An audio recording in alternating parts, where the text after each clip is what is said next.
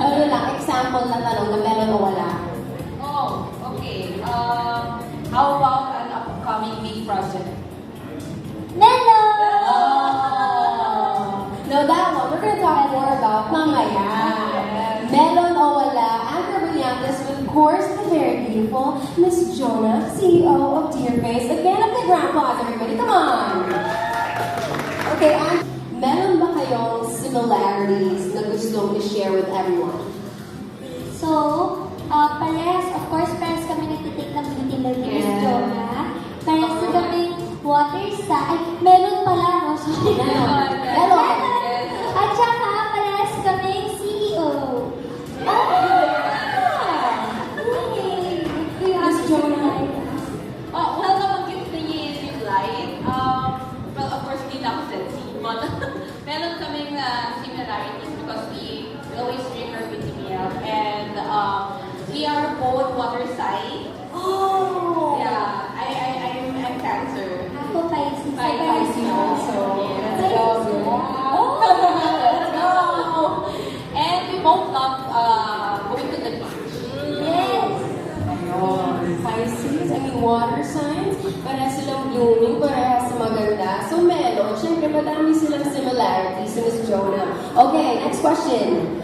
Andrea, meron pa rin bang days when your skin feels dull? Wala na.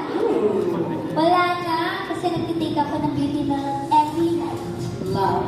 Yeah. Ikaw, Miss Jonah. For me, I think since very stressed talaga yung work ko every day and I'm juggling like multiple responsibilities, like I'm a mom and then also I run so many businesses then. But every time I drink talaga baby milk at night, nakakatulog ako agad. And you know, hindi lang natin na-appreciate yung quality sleep, but it actually regenerates your body talaga overnight. So the next day you wake up, you're feeling refreshed and renewed. So malaking help talaga si beauty milk. So I think na tawag dito, for that question, wala akong dull days for my skin.